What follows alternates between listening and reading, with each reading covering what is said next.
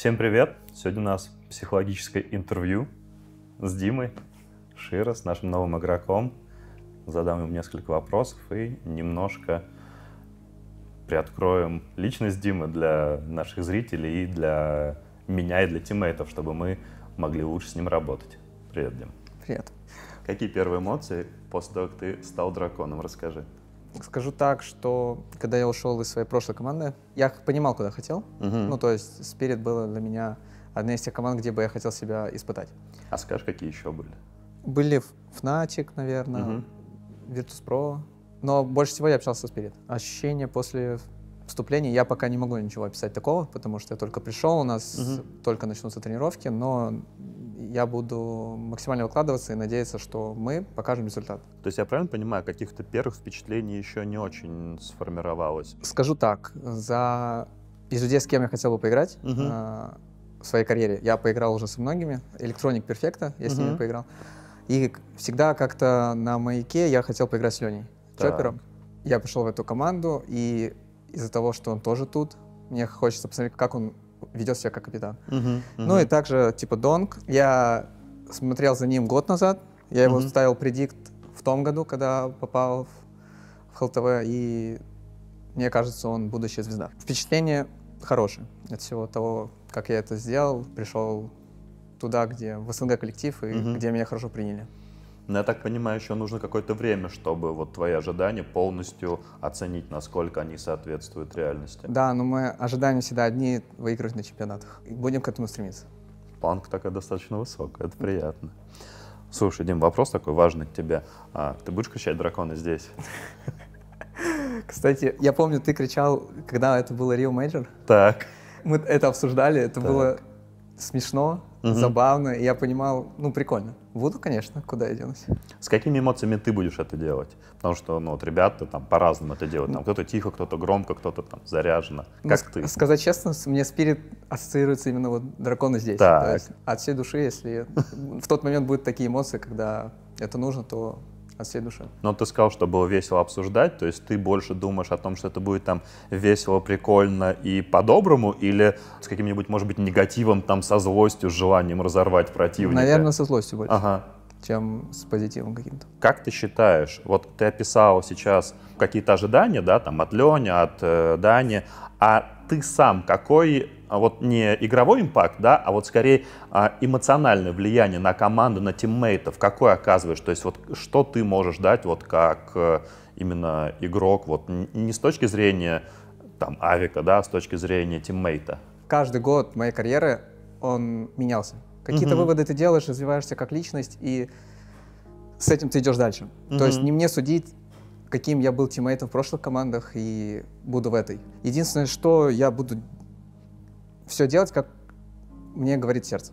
Какие-то моменты я буду смотреть на свой прошлый опыт, но в большинстве случаев я буду стараться так, чтобы команда развивалась. У меня есть опыт в этом, и я верю, что это мне поможет. То есть правильно я понимаю, что ты хочешь вот этим своим опытом, который ты имеешь вот за свои 5 лет карьеры, ну, как-то поделиться с ребятами вот именно с точки зрения, там, как это условно происходит там на... Единственное, вот, что я хочу прямо сейчас, это построить тот коллектив, который даже с годами не распадется. То есть ты мыслишь в долгосрочной перспективе. Слушай, это классно. Это, на самом деле, очень полезный майндсет, на мой взгляд. Ты сам вот хочешь... чтобы что люди ценили в тебе, вот там, не обязательно тиммейты, а, возможно, комьюнити, возможно, другие какие-то профессиональные игроки. Каким ты хочешь, чтобы тебя воспринимали окружающие? В плане достижений, чтобы люди видели, я бы хотел выиграть все, что есть. Для меня всегда была цель мажор, но как-то со временем сейчас я, допустим, поменял немного приоритет. Мажор — это круто, но и другие чемпионаты, которые я не выиграл, их тоже стоит брать в расчет. Поэтому главное, чтобы мы выиграли эти все турниры, и люди будут видеть, что, ну да, то есть я что-то оставлю после себя, даже в этой игре. Как бы то ни было, я играю сейчас, мне 22 года, я всегда вспоминаю Фореста, Гитрайта и всех тех игроков, которые сейчас уже уходят на второй план, и приходят новые игроки. И те эмоции, которые дарили они, хочется дарить такие же другим людям, которые смотрят за тобой и наблюдают. Когда ты играешь на сцене, я больше получаю удовольствие. И все игроки, с которыми я общался, с тир-1 игроками, которые выступают на сцене, больше всех играют не за славу. Победа — это круто, победа — другие эмоции. А больше всех играют на сцене. Как вы себя чувствуете именно на сцене, как команда? Это эмоции, которые ты нигде не, тяжело говорить, никогда не испытаешь, наверное, в жизни. А что это за эмоции могут быть? Наверное, это адреналин, скорее всего. Но в то же время ты понимаешь, что ты здесь и сейчас, и ты сам делаешь историю. И вот мы играли на сцене Rio Major. Для меня хорошо запомнился. Это самый эмоциональный турнир в моей жизни. И когда люди не болеют за тебя, а ты проигрываешь 6-15. У меня в тот момент не отпускались руки. Мы просто играли, и мы выиграли. И тем самым мы добились неплохого результата. Не того, которого мы хотели, мы не выиграли мейджор, но мы вышли в топ-8. С теми проблемами, которые были у моей прошлой команды, мы достигли хорошего результата. И те эмоции я никогда не испытывал. То есть я там даже заплакал на сцене, потому что я думал, что мы выиграем.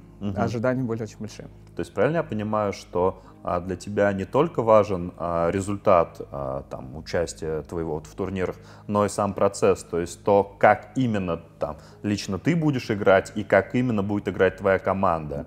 Хочется всегда, чтобы и команда, и я в том числе были на одной волне, можно сказать. И вообще я хочу, чтобы вот тут есть молодые игроки, которые будут играть на сцене и испытали это же чувство, когда они будут играть. Там ты забываешь о всех проблемах, и ты просто сидишь и играешь. И это очень хорошее чувство. Слушай, Дим, вот у меня сейчас пришел в голову такой вопрос. Вот ты упомянул о том, что ты вот уже играешь на высоком уровне 5 лет, о том, что хочешь поделиться опытом. Скажи, а с точки зрения именно личных перспектив, то есть с точки зрения, скажем так, не результата, там, победы на турнирах каких-то, а скорее с точки зрения личностного развития, игрового развития, какие у тебя сейчас есть приоритеты, вот лично у тебя? Но опять-таки, настолько, насколько тебе комфортно об этом говорить. Это такой вопрос, который я как бы всегда даже сам себе задаю, чего мне хочется в индивидуальном плане. Но с каким майндсетом я раньше двигался, это то, что команда превыше всего. Когда мы попадали на чемпионаты, и ты играешь хорошо, ты хочешь быть лучшим. И, конечно, в глубине души, наверное, я хочу быть лучшим. Я получал топ-20 игрока, но в то же время, когда у меня менялись люди и состав, я понимаю, что для меня это не сколько приоритет, сколько победа на чемпионате. Потому что в чем смысл от этой медали, если по факту ты ничего не выиграл? Так. Больше удовольствия, и для меня приоритет — это все-таки командная игра и командный настрой, победа и все такое. В индивидуальном плане я хочу быть лучшим, очевидно, но я буду лучшим тиммейтом, лучше делать какую-то работу в команде, и тем самым мы добьемся результата, чем гнаться за тем, что не приносит удовольствия.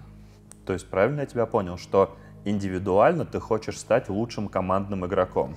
Да, верно. Я говорю, вот в глубине души хочется быть топ-1, потому что ты был в топ-3, ты был в топ-5, а тебе говорят, тебя ставят. Но это не приоритет. Индивидуально ты имеешь в виду?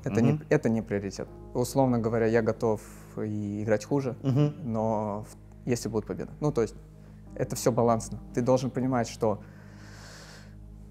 где-то будет лучше, чтобы игрок сыграл хуже, но команде будет лучше. А скажи, Дим, а есть ли у тебя какой-то, может быть, ну, опять-таки, не знаю, насколько для тебя будет там индивидуально там и готов ли ты этим делиться, но, может быть, какой-то девиз или, возможно, какая-то фраза, может быть, там несколько каких-то слов, вот, которые важны для тебя, которые характеризуют там твой путь и которые ты мог бы вот действительно назвать вот, ну, каким-то своим девизом по жизни? Всегда я, играя в игру, хотел лишь, как это сказать, играть на чемпионатах. И всегда у меня была мечта — это выиграть мейджор. И, условно говоря, я сплю и просыпаюсь и понимаю, что это время ты можешь потратить на тренировку. У меня были такие моменты, когда мы уходили с тренировочного процесса очень расстроенными и как бы с друг другом не разговаривали. Ну, то есть мы расстроились, у нас какой-то немного тильт, и при этом я со своей колокольни думаю, что понимаю, в чем проблема, но не могу никак донести правильными словами, чтобы меня поняли.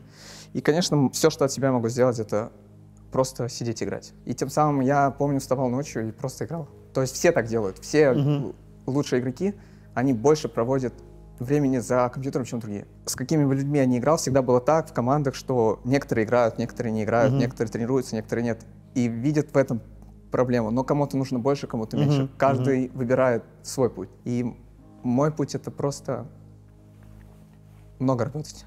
Много работать и никогда не сворачивать с того пути, чего ты хочешь. Но с этого тяжело не свернуть. Ну, то есть бывают внешние факторы, на которые на тебя давят, и ты можешь менять майндсет и сломаться. Но такого еще не происходило и, надеюсь, никогда не произойдет. Ну, я полагаю, тяжело достаточно, ну, в долгой перспективе сохранять вот такое отношение, особенно когда, ну, по каким-то причинам ты не достигаешь каких-то, ну, своих желаемых целей. Самое обидное — это когда ты много работаешь, и когда команда много работаешь, это ты все видишь, вы делаете правильные выводы, и даже вы все делаете правильно. Но на чемпионате происходит так, что вы все даже сделали правильно, все сделали идеально, но это игра. И раньше я не понимал, как это сказать, что это игра, и есть нотки рандома. Мне всегда хотелось сделать идеально все. И то есть не было бы этого рандома, если бы мы сделали еще лучше. Но мы и так сделали лучше. И когда со временем я это понимал, ну, расстраиваешься, ты все делаешь правильно, а команду это сломляет. То есть, условно говоря, если не эта победа, команда пойдет духом вниз. А если ты выиграешь ее, команда наберется уверенности и будет дальше продолжать налегке. Просто было такое, когда мы выиграли первый чемпионат, и после этого нас было тяжело остановить. Мы были уверены в себе и в каждом игроке. Да, я помню этот период, когда вы просто всех сметали. Да, и, конечно, ничего бы этого не было, если бы мы много не тренировались. То есть сколько мы сил потратили и убили, и как мы расстраивались и ругались, все это окупается. Смотри, Дим, мне показалось, что ты так достаточно эмоционально вот рассказывал о всех вот этих историях, да, которые вот с тобой происходили. Скажи, правильно ли я понял тебя, что вот как раз те, возможно, некоторые сложности, которые вот были у тебя, вот ты сказал, что возникали мысли о том, что вместо того, чтобы спать, ты мог бы там тренироваться, ты мог бы делать что-то еще. И я правильно понял, что вот все эти ситуации, они как раз привели тебя к тому, что ты как будто, ну, немного пересмотрел свое отношение к своему личному времени с точки зрения тренировки, и что вот как раз вот опять-таки это связано с историями по поводу там передавать опыт и так далее, что сейчас ты хочешь какое-то время посвящать как раз-таки каким-то, ну, навыкам именно командного взаимодействия, то есть тому, как влиять на тиммейтов, как свои мысли какие-то доносить им. Правильно я понимаю, что для тебя сейчас это, ну, может быть, не основной приоритет, но важные какие-то истории? Взаимоотношения людей в команде — это очень важно, что я понял, и без этого никуда. Скажи, Дима, можешь описать какой-то свой дефолтный тренировочный день с точки зрения ну, каких-то идеальных эмоций, возможно, то есть идеального майндсета, то есть с каким, там, вот когда все классно, вот когда процесс тренировочный тебя устраивает, ты веришь в то, что происходит, то есть вот с какими мыслями, с какими эмоциями ты встаешь, с какими приходишь там на тренировку, неважно, вот офис там это или ТС. Наверное, раньше, когда ты играешь в первой команде, первой тренировке, ты какие-то эмоции испытываешь, а так ты всегда думаешь, что вот ты поедешь на чемпионат, и ты хочешь выложиться на полную и, опять же, испытать те эмоции на сцене, на турнире, и в самом тренировочном каком-то процессе оно происходит счастье, удовлетворение какое-то во время процесса. А когда я только встаю и иду на тренировку, ну, обычное состояние такое. Вот сейчас будем играть в свою любимую игру, будем развиваться и все такое. А какая любимая игра? Да, конечно. Ну, конечно, любимая. Куда вообще? Но это на самом деле как бы важный, мне кажется, вопрос, потому что, знаешь, мне кажется, сейчас есть такое поколение игроков, не только в КС, но и в других дисциплинах, для которых киберспорт — это профессия. То есть профессия именно в контексте, что... Работа. Ну, да, то есть я не очень это люблю, но это приносит мне деньги, это, ну... Но насчет этого я могу только сказать, что вот CSGO, я 10 лет, и я, то есть, играю в CSGO, играешь. Вот сейчас, когда я сделал такой сложный шаг в своей карьере, можно сказать, и ушел из прошлой команды, и пришел сюда, и еще новая игра, у меня больше мотивации дало, чем нежели была бы старая игра. Я вот ухожу в инактив, пока вот ушел, отдыхаю, я потом захожу И тут она такая же, но много фишек, много всего остального, где тебе нужно развиваться, тебе нужно догнать, а не просто сидеть. То есть там ты сидишь и тебя догоняют, а тут ты сидишь и ты догоняешь. Поэтому, конечно, есть мотивация, где нужно развиваться, нужно стремиться стать лучше. Это мотивация помимо желания, как раз просто непосредственно играть в Counter-Strike и кайфовать. Вот представь, что у тебя появился лишний час в сутках. Вот просто вот откуда-то. Как бы ты этот час провел? На что ты бы его использовал? Если честно, у меня есть какой-то идеальный план моих действий, наверное, в тренировочном процессе. То есть я даже к нему приходил. Но со временем, там, вставать в 9 утра, следить за питанием, играешь в праки, тренировки, разборы, отдыхаешь, и все это делать размеренно. То есть ты сыграл в праке, час отдохнул, полежал, просто без телефона отдохнул, вернулся, играешь дальше, смотришь, развиваешься, потом сходил в зал еще, там, утром или вечером, опять же, ты сам выбираешь. И, в принципе, я такого придерживался, и тебе всего хватает. Какое-то время, может, на личные отношения там не хватает, но в массе своей как максимально подходить к игре с холодной головой, можно сказать.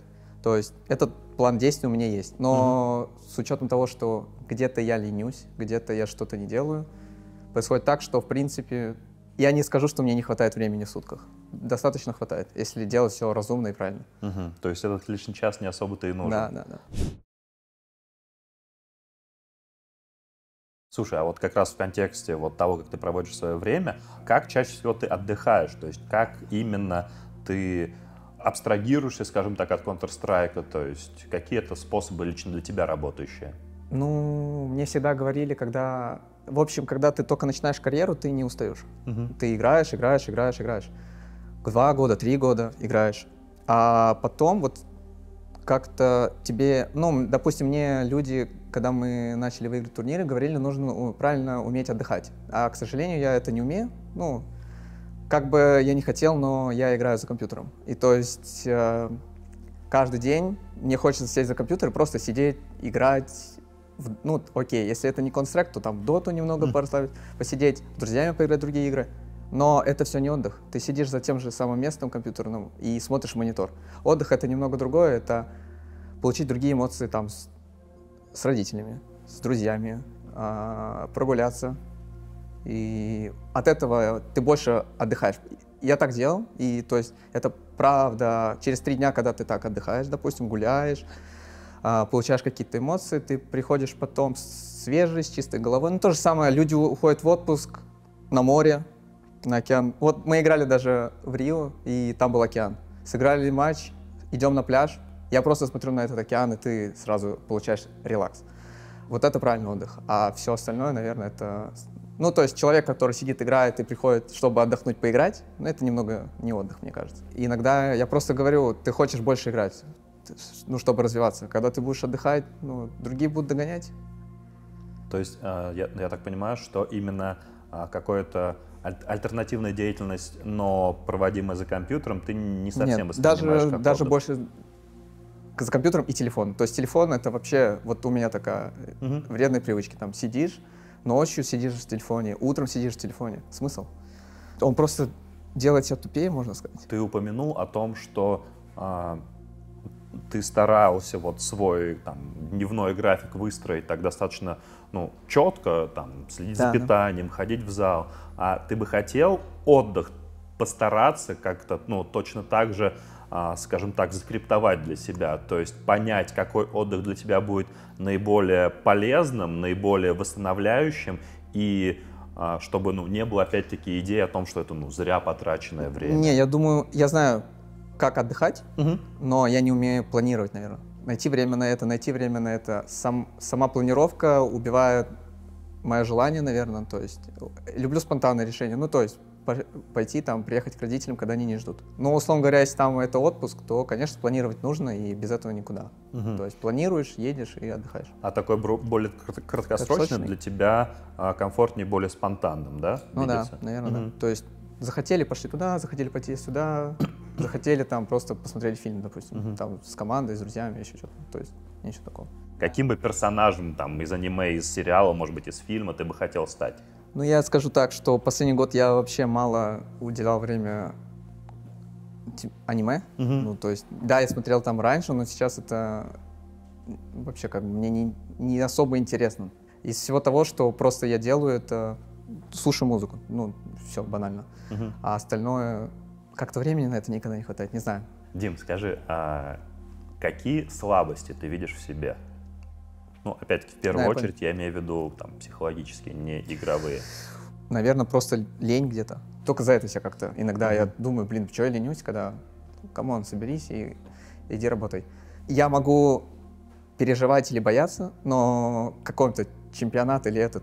Но когда я сажусь за игру, типа нет такого. Понятное дело, что хочется выходить там, ну, допустим, у меня вот так было. Мы такой на мажор едем. Странное чувство. Мы едем на мажор, я думаю, что вот РМР квалы были. Я думаю, мы всех выиграем. Мы в хорошей форме. А оказалось, что нет.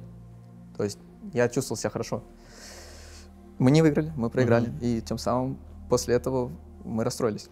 А бывало, да, а бывает то, что ты едешь, ничего особого не ждешь. Ты знаешь какой-то минимум, что да, вы выйдете, там, да, вы выйдете в плей-офф, да. Но ты особо ничего не ждешь, но ты хочешь показать результат. Ты никакие надежды себе не ставишь. То есть ты ставишь командную цель, типа наша задача выиграть турнир, но как игрок ты просто делаешь свою работу и никогда не задумываешься. У меня бывало такое, что я сажусь на сцену, и такой мандраж есть. То есть с учетом того, что сколько я игр сыграл на сцене, все равно мандраж какой-то есть. Когда ты в игре, ни о чем ты тебя не волнуешься, просто играешь и не переживаешь. Скажи, Дима, у тебя бывало такое, когда ты себе что-то пообещал, но не сдержал это обещание самому себе? Было. Как ты реагируешь на такие ситуации? Наверное, в начале, когда, опять же, когда ты только становишься игроком, у тебя есть, как бы это сказать, поверь тебя люди, которые заставляют тебя что-то делать. То есть банальная дисциплина. Делай все по книжке, и у тебя никогда не будет проблем. Ты будешь выдавать свой минимум. И это работает. Но со временем, когда игрок играет, миллион ботов, ну, условно говоря, там, за год, и за дисциплиной его особо никто не следит, вот тут он должен сам следить. То есть даже если тебе не хочется, ты должен играть. Не именно миксы какие-то или еще что-то, именно ботов. Ну, какую-то тренировку, которую ты сам для себя поставил. И, конечно, были моменты, когда ты, блин, зачем мне, камон, мы и так порвем, да, допустим, кого-то, команду, выиграем их. Не буду, не хочу. А потом, когда ты играешь после них, они тебе дают леща. Ты задумываешься, блин, надо было все-таки потренироваться. Вот такое было, конечно. Как бы оно ни хотелось, оно раз за разом происходит. Я думаю, это у всех так. Ну, то есть это лень, это банальная лень. Как ты считаешь, вот твоя дисциплина, она со временем как-то модифицировалась? То есть стала ли она жестче? Или, может быть, стала она мягче? Или в целом ты к ней как-то отношение поменял, там, ну, не знаю, в ее необходимости и в понимании вообще, что такое дисциплина для тебя самого? Наверное, я просто стал понимать со временем, как дисциплина работает на долгую, на 6 месяцев. То есть ты играешь 1 месяц, очевидно, у тебя не будет никаких результатов. Но через полгода ты не заметишь, ты даже не будешь задумываться, а оно будет получаться. И так в команде, и у игрока, и все такое. Поэтому насчет дисциплины много моментов, тех, которых я понял, осознал их и делал. И если говорить идеально, то ты должен всегда быть в тонусе на 100%. Но иногда ты можешь быть не в тонусе. То есть не в тонусе, не на самом чемпионате, не как ты показываешь статистику, игру. Я так скажу, я играл хорошие игры, но при этом чувствовал себя плохо. Не в плане удовольствия, а в плане тонуса. Я иногда бывало, что я не понимал, что я делаю, а просто делал это на интуиции. А почему я делаю это на интуицию? Потому что я потренировался. Ну, это все от этого. То есть, и поэтому нужно тренироваться и вырабатывать дисциплину, чтобы потом, когда у тебя будут критические ситуации, ты мог сделать это без ума. Просто так надо. То есть ты так делаешь, потому что ты так чувствуешь, и ты знаешь, что это верно, и все. И ты не думаешь. Условно говоря, когда ты начинаешь задумываться, ты начинаешь сомневаться. Теряется уверенность, ты играешь хуже. То есть для тебя, получается, дисциплина такой прикладной момент, что она не будет работать на дистанции месяц, да, но если ты будешь дисциплинированно работать, то в какой-то важный момент, там, в течение там, полугода или года, она просто, я так понимаю, экспоненциально заработает. Ну, то же самое состав. Год они тренируются, год тренируются, они могут не показывать результата. Но через год, средний такой период, что я заметил, они показывают результат. Начинают там выходить в плей-офф, играть, выигрывать, потому что они уже все натренировали, все. Им нужно это было время. То есть, как бы кто ни хотел, но быстро ничего не получится. Ну, получается, очевидно, но нужно время, если не получается. У меня складывается впечатление, что ты такой, ну, жесткий трайхардер, да, вот очень много работаешь, очень много требуешь от себя и, ну, вероятно, в том числе и от партнеров требуешь. Скажи, пожалуйста, а вот в этом твоем трайхарде, где ты ищешь поддержку? То есть ищешь ты ли ее в людях, ищешь ли ты ее в близких, в родственниках, в друзьях или где-то еще? То есть что помимо мотивации, помимо твоего желания, помимо удовольствия от игры, тебя поддерживает вот в твоем достаточно таком, ну, жестком отношении к тренировочному процессу? В прошлом я просто видел, как с теми ребятами, которыми я выигрывал, я видел, как мы каждый турнир выигрывали, и ребята радовались.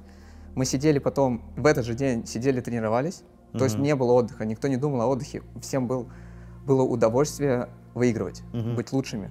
И вот в этом я как-то находил поддержку, может. А в остальном, да, мне поддерживать, не поддерживать, это не важно, потому что как бы ты сам должен работать и развиваться и выигрывать. Никто не выиграет за тебя. Даже как бы ты не общался, не говорил что-то. Нужно хорошо играть и быть, да, на 100%. Но при этом, насколько я правильно тебя услышал, именно радость тиммейтов от победы тебя, ну года 3 назад, 2 назад было. То есть такое ощущение я не получал. Я не выигрывал что-то крупного. То есть из-за того, что я не выиграл что-то крупного, я не уверен, что мы что-то делали правильно. И получается, где-то ты не понимаешь, почему и все такое. Поэтому я не испытал. Поддержка, конечно, есть какая-то от родителей, да, там они меня поддерживают, от семьи, от близких, от команды даже. Меня, то есть в прошлой команде там Грув, Костя, Саша, менеджер, меня всегда поддерживали и всегда помогали мне.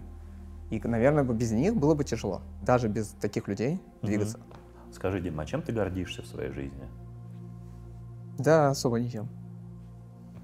Я горжусь только за своих родителей, ну, что воспитали меня так, как воспитали. Ну и все, я не знаю просто, что мне сказать. Там все выигрывают чемпионаты, все выигрывают медали, все, это, то есть это нормально. Через 100 лет, там, в спорте все выигрывают, люди меняются, все нормально. Для себя я, наверное, горжусь, что попал на Тир-1 что я попал в тот список людей, где как бы я с раннего детства хотел играть на хорошем уровне. То есть там, как я попал в компьютерные игры, там, 5-6 лет, уже тогда мне хотелось, играть, то есть соревноваться с лучшими. Горжусь за то, что я смог, то есть сюда попасть, и даже не важно, как будет дальше. Я все равно прошел какой-то путь, поэтому я горжусь за это и благодарен, что так сложилось. А чем бы хотел гордиться? Достижениями какими-то, если бы были там сильные какие-нибудь, то есть 4 мажора, да, как Астралис выиграл. Вот честно, вот Астралис для меня была всегда команда уровня, я не знаю, как у них была химия, там, может, они друг друга не любили, а может, любили. Возможно. Но они смогли выиграть 4 мажора. И всегда, когда я смотрел за ними, даже когда я еще не играл, это 15, 16, 17 год, то есть я всегда смотрел игры, когда они поднимали каждый кубок, ездили на каждый турнир, они были такой сильной командой. Ну, то есть я смотрю это с компьютера там, или с телевизора, но вижу в них людей, которые понимают, что делают и как это делают. Да. Даже Девайс в своих в интервью говорит много там о фокусе, о 100%, там, он тоже нашел какой-то. И я на каждый турнир приезжаю, там, Девайс в спортзале, он что-то как-то, то есть он говорил, что у него год там был не из лучших, и он там уходил в инактив. Даже такие люди умудряются ослабеть, понимаешь? Это нормально. Но они много что сделали для КС, и по им до сих пор играют, по их школе, и Зоник, и этот. Поэтому хотелось бы такую же эру. У нас получилось в Гамбит сделать что-то такое же, что-то свое, но нас опередили Нави. Они смогли на лане показать лучший результат, выиграть те чемпионаты, которые были престижнее и достойнее. А мы не смогли. И вот хотелось бы, сколько бы мне лет не было, и как бы я ни играл, но выиграть. То есть Керриган в свои 33, в 31 выиграл мейджор, и ничего. То есть есть еще вершины, которые манят тебя и которыми ты бы хотел гордиться? Да, конечно. Отлично. Вот ты пришел в Spirit. Скажи, Дим, что ты возьмешь с собой, вот как человек, как личность, какие черты, какие вообще вот вещи из всего своего прошлого опыта, а что из этого ты оставишь позади, к чему ты никогда не вернешься, придя в Spirit? Я не хочу меняться как как личность, наверное, как человек и как игрок. Я бы хотел идти так дальше, потому что этим путем я смог играть там и все такое. Но в каких-то моментах там, наверное, характером где-то. То есть я эмоциональный человек. И у меня там со временем было так, что плохое настроение. Очевидно, его хотелось бы поменьше. Но это все из-за того, что ты не отдыхаешь. То есть это все совокупность факторов. Поэтому какие-то моменты, я не могу даже сейчас сказать, очевидно, будут меняться, потому что это другая команда. Мне нужно тоже подстраиваться. Но также я бы хотел, чтобы мои тиммейты понимали, что чувствовали меня, чтобы мы друг друга, главное, понимали. И никогда не обижались на какие-то моменты, потому что мы люди. И с таким майндсетом, если мы будем работать, то результат рано или поздно придет. Со временем, может быть, что-то я возьму в плане опыта. Я бы что-то взял с прошлой команды. В плане тактик, игры, там еще что-то такое я, конечно, возьму. А вот именно как характер и этот, я бы хотел оставаться таким же, какой есть. Условно говоря, мы поедем на первый чемпионат, но там у нас с опытом Леня, я.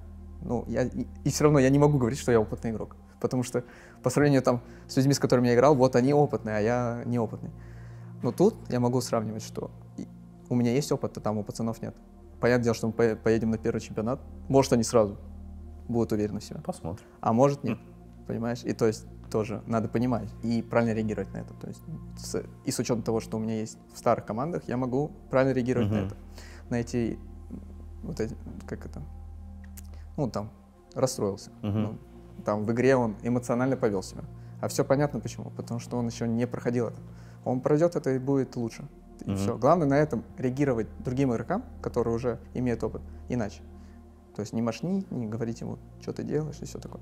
Мне на самом деле очень нравится, что ты сейчас, наверное, не можешь полностью прям на 100% ответить, да, на вопрос, потому что это действительно, наверное, вопрос, он требует регулярной какой-то оценки, то есть, условно, какие вещи там сохранить в себе, какие ценны, да, какие как раз стоит дисциплину я бы сохранил. Там, да. Вот какие-то качества, которые минусы у меня есть, я даже и не знаю. То есть надо там смотреть уже по ситуации. То есть, условно говоря, человеку будет не нравиться, что есть такая привычка, я играю и цокаю. А люди воспринимали это так, как будто это к ним. На самом деле нет. Это просто вредная привычка, от которой, мне скажут, я стараюсь абстрагироваться. Но со временем, там, 3 месяца ее нет, а потом хоп, она появляется. И это не в обиду к ним. Я надеюсь, парни посмотрят интервью и будут иметь в виду. Там много таких. Не в этом плане, а вообще. То есть вот в это бы я поменял, условно говоря, да. Вредные привычки я бы поменял. Есть ли что-то, о чем я тебя сегодня не спросил, но о чем бы ты хотел сам прям рассказать буквально в первый день мне, зрителям, тиммейтам, о чем еще речь не заходила? Когда я уходил из команды, воспринимали непонятно почему. Я читал комментарии, читал то, что люди говорят, почему, и все немного не знают внутреннюю кухню и говорят там такое. Разные люди. И понятное дело, у каждого свое мнение, но просто так сложилось. И меня там всегда просили, расскажи, что так, почему ты из-за этого ушел, из-за этого ушел. Нет, это не из-за ребят, лично у меня к ним отношения очень хорошие. Я не ушел точно не из-за них. Это совокупность факторов, которая сложилась, и я принял такое решение. Я хочу двигаться дальше. А там я просто почувствовал застой, и все. И я застой, и хочется развиваться и попробовать что-то новое. И куда меня путь это приведет, я не знаю. И заключительный вопрос на сегодня. Дим, узнал ли ты сам о себе что-то новое сегодня, о чем, может быть, не задумывался, что-то, какой-то инсайт, может быть, у тебя образовался по поводу самого себя? Да, на самом деле нет. То есть о том, что я даже рассказал, я не рассказал даже все то, что мог рассказать бы, потому что не хотел. Я знаю свои минусы, то есть и мне, очевидно, тиммейты, организация будет помогать, говорить на них, обращать внимание и на свои плюсы, поэтому, думаю, буду двигаться дальше. Спасибо тебе, на самом деле, за откровенность, Дим. Было очень эмоционально захватывающе с тобой говорить. То есть действительно видно, что ты делишься своими эмоциями. Такой период, я говорю, 2 месяца это было стрессовых, потому что как бы хочется попасть в команду, играть, хочется первый мажор, все давят. Но я не скажу, что на меня это сильно давит, но ты все равно каждый раз тебе говорят, я захожу в TeamSpeak, играю с людьми, и мне говорят, ты будешь на мажоре играть, ну и все такое. Это стрессовые 2 месяца, когда мы еще много обсуждали там, с командой, со Spirit, как, что, почему. Мне много что волновало. И я рад, что произошло так, как произошло. Тогда, Дим, будем продолжать работать, как раз чтобы это последствия стресса немножко снизить, и чтобы твоя работа была максимально продуктивной. Да, спасибо тебе за интервью. Спасибо Спасибо за ответы. Приятно.